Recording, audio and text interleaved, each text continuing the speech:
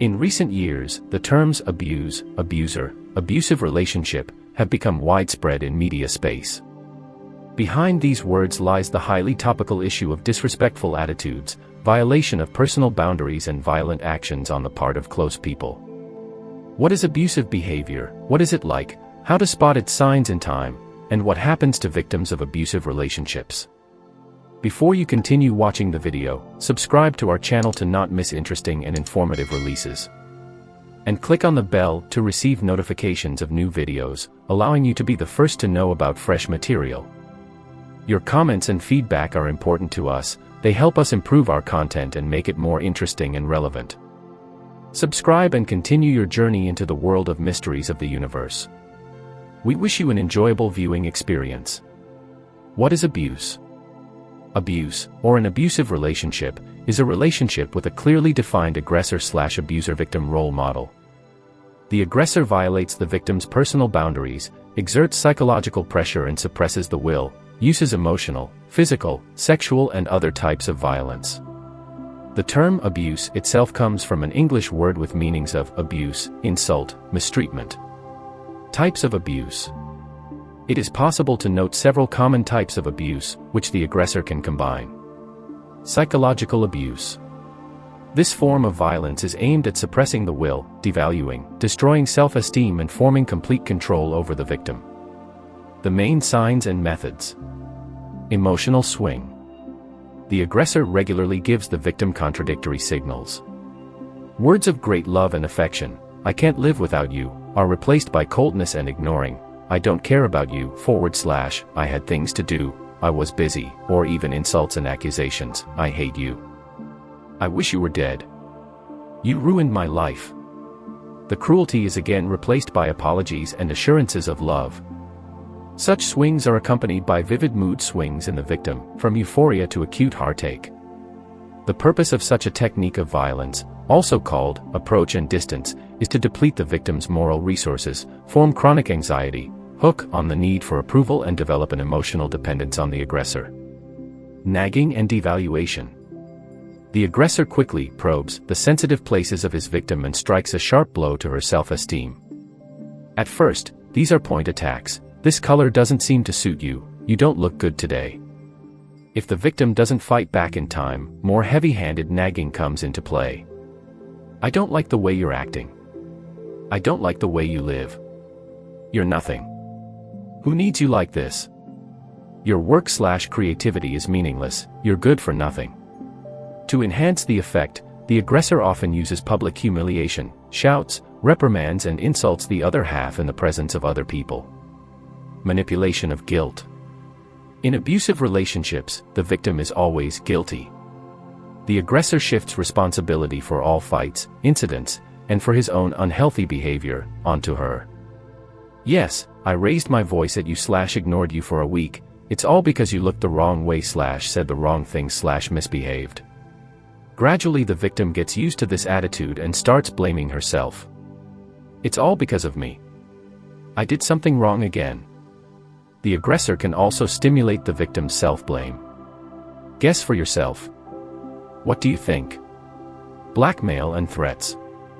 Forming a sense of guilt in the victim, the aggressor can apply psychological blackmail to her. "If you don't do as I ask, we'll break up, you'll be guilty yourself. If you don't come back, I'll kill myself." Hyperparenting and social isolation. In order to gain full control over the victim, the aggressor diligently shields her from any external influence and those spheres of life in which the victim is alone and can feel her independence. This is presented as caring. "Don't go alone without me. You can't handle this without me. This hobby is not right for you/harmful for you. You'd better not socialize with these people, they're a bad influence on you. Your friends are using you/disrespecting you." Economic abuse. Along with hyperparenting and social isolation, there is often economic abusive behavior, the aggressor's desire to cut off the victim from independent sources of income and completely control her financial life. In this way, the abuser cuts off escape routes for his other half. "I'll provide for you, you don't have to work. Just ask me for money when you need it. Be sure to quit, you're not appreciated there/it's not your field." This tactic starts out caring but ends in heavy economic dependency with victim blaming. I'm not giving you money for this, you don't need it. Where are you going to go? You don't even have a job. I provide for us, and you don't bring a penny to the family. I'm the reason you live well. I do everything for you, but you don't appreciate me, you ingrate. Physical abuse. As with other types of abuse, here the aggressor usually gradually probes the ground and goes further and further. Only bells of violence appear, a person shouts loudly, coming close to the victim, breaking furniture and breaking dishes. Warning shots, throwing things at the victim, smashing objects over the victim's head, hand swings. Direct physical impact, pushing, hitting. Unfortunately, in this matter of physical violence, abusers have dubious but extremely powerful support, both from society and from the state. Social stereotypes. Beating means love, don't take it out of the house. These attitudes are passed down from generation to generation and do not allow victims to seek help in time. The majority of victims simply do not go to the police, and those who do, often take back their applications against the background of pressure from their relatives and indifferent and sometimes skeptical attitude of law enforcers. Decriminalization. There is a law in place to decriminalize domestic violence. For the first case of physical injury, the aggressor will not be criminally liable and will continue to pressure the victim. Moreover, after the first, and, by virtue of the law, practically ineffective, call to law enforcement, the aggressor will have even more reasons for manipulation and abuse.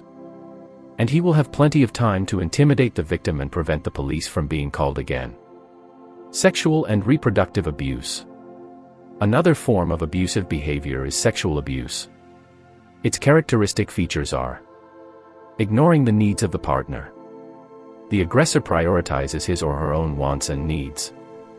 I wanted it, that's all. I just need it. I know what you want. Criticism, devaluation, guilt manipulation.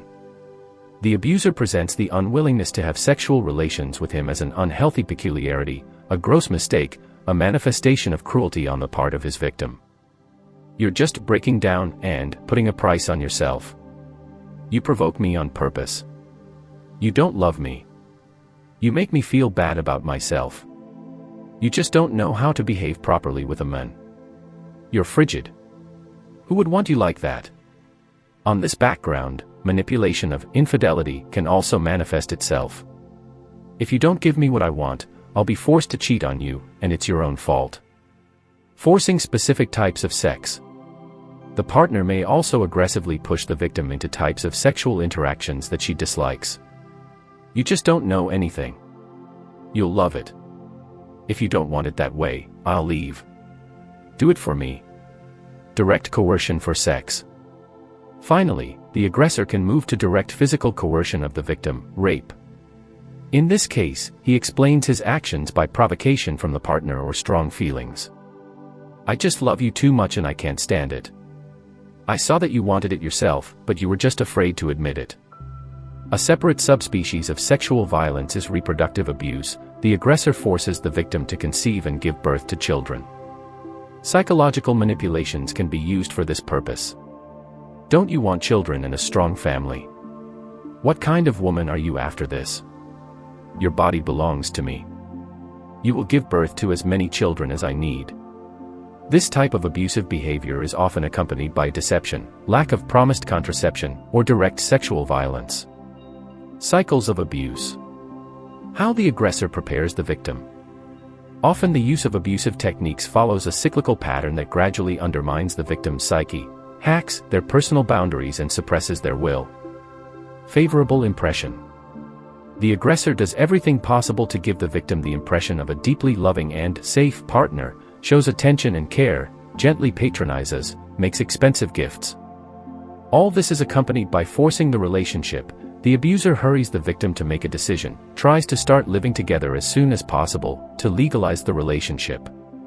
The victim takes such behavior as a manifestation of strong feelings. Intensification of the atmosphere. The manifestation of psychological violence begins. The aggressor starts nagging and emotional swings. The level of anxiety increases. Crude forms of violence. When the degree of tension reaches a maximum, there comes a discharge. The aggressor turns to shouting and direct insults, humiliation, physical and sexual violence. Reconciliation. The abuser does everything possible so that the victim does not get off the hook. He apologizes nicely and assures that the transgression will not be repeated, or shifts the blame for what happened to the victim. You provoked it yourself. Gaslighting technique is also included. The aggressor devalues the victim's sufferings and experiences, makes her doubt her thoughts and feelings. You misunderstood everything, you thought wrong. After reconciliation, the first stage of the cycle follows again. And history repeats itself. Against the backdrop of these regular cycles, some victims in long-term abusive relationships even develop a need to hasten the onset of the brutal violence phase, because it is guaranteed to be followed by a period of pleasant and safe calm. Consequences of abusive relationships. Usually abusive relationships last for years. The consequences of such a prolonged unhealthy union affect all areas of the victim's life. Extremely low self-esteem. A habit of self-injury. Distrust of the opposite sex. Depression, anxiety disorder. Sleep and eating disorders. Dependence on alcohol, drugs, medications. Psychosomatic diseases on the background of chronic stress. Social isolation, extremely narrow circle or complete absence of friends. Lack of sources of independent income, loans and other financial difficulties. Violation of relationships with children. Is it possible to change an abuser? Who becomes a victim? Unfortunately, it is not possible to change the abuser without his own desire to do so. Victims often think that their partner himself suffers from his behavior. Can a person like constant quarrels? But in most cases it is true, the aggressor is comfortable to be in abusive relationships, because he gets what he wants, complete power over his partner, the ability to satisfy all his needs and not to consider the opinion of the other half, to show his emotions in the most comfortable and easy way for him without any responsibility. Who becomes an abuser? Moreover, the aggressors are often people with severe mental disorders, psychopathy, chemical dependency, narcissism, or who grew up in dysfunctional families where devaluation, violation of personal boundaries and violence against loved ones prevailed. What happens in an abusive relationship fits perfectly into their value system. Who becomes a victim? The same is true for the victims of abusive relationships. Most often, they are women, less often men, with low self-esteem, excessive desire to marry against the background of social stereotypes, and grew up in a dysfunctional family. For example, a girl from childhood observed an abusive model of relationships in her parents. Dad used violence, mom did not leave, for economic reasons, due to lack of understanding of the unhealthy nature of their relationship, or out of concern for children and family preservation. As a result, the girl has formed the opinion that violence in relationships is the norm. How to deal with the problem? The best solution on the part of the victim is to completely break off the relationship, do not succumb to beautiful methods of reconciliation, and contact a psychologist or psychotherapist to work through the consequences of the received psychotraumatic experience. If you notice a tendency to this form of relationship, you are drawn to potential abusers, the specialist will help to work through the causes of this attraction and eliminate it. If you realize that the aggressor in the relationship, you yourself, and you want to change it, it is worth turning to a psychotherapist. This will require long and thoughtful work on yourself, making efforts, but with the support of an experienced specialist you will be able to quickly identify the causes of your unhealthy tendencies, get rid of destructive habits of emotional response and behavior, learn to build healthy relationships, gain valuable skills of self-control and stress resistance. Thank you for learning about yourself and the universe with me. Trust yourself, listen to your heart and go forward with confidence and peace of mind. Give me a like and share this video with your friends if it was helpful to you. See you again on my channel where we will continue to explore the mysteries of spiritual development and growth. Goodbye and may light and wisdom always accompany you on your path.